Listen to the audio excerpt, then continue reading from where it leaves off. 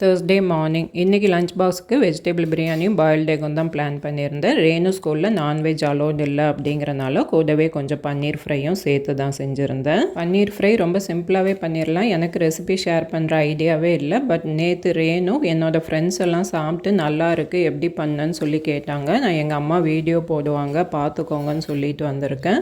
So நீ கண்டிப்பாக வந்து வீடியோவில் சொல்லணும் அப்படின்னு சொல்லி சொன்னான். ஸோ இது ரேணுவோட ஃப்ரெண்ட்ஸ்க்காக மட்டும்தான். கொஞ்சமாக ஆயிலில் மஞ்சத்தூள், மிளகாத்தூள், கரம் மசாலா, தேவையான அளவு உப்பு போட்டு மசாலா பச்சை வாசனை போனதும் நம்ம கட் பண்ணி வச்சுருக்க பன்னீர் அதில் சேர்த்து 5 மினிட்ஸ் லோ ஃப்ளேம்லேயே ஃப்ரை பண்ணிவிட்டு லாஸ்ட்டாக 2 மினிட்ஸ் ஹை ஃப்ளேமில் வச்சு ரோஸ்ட் பண்ணி எடுத்தீங்க அப்படின்னாக்கா பன்னீர் ஃப்ரை ரெடி ஆகிடும். காரம் கம்மியாக போட்டு செஞ்சோம் அப்படின்னா குட்டீஸ்க்கு ரொம்பவே பிடிக்கும். கண்டிப்பாக ட்ரை பண்ணி பாருங்கள். ரேணும் மார்னிங் பிரேக்ஃபாஸ்ட்டுக்கு எக்கும் பிரெட் ரோஸ்ட்டும் எடுத்துக்கிட்டா எங்களுக்கு கோதுமை தோசையும் தேங்காய் சட்னியும். இன்றைக்கி டே சூப்பராக போச்சு. நாளைக்கு பார்க்கலாம். உங்களுக்கு என் வீடியோஸ் பிடிச்சிருந்தா ப்ளீஸ் லைக் அண்ட் சப்ஸ்கிரைப்.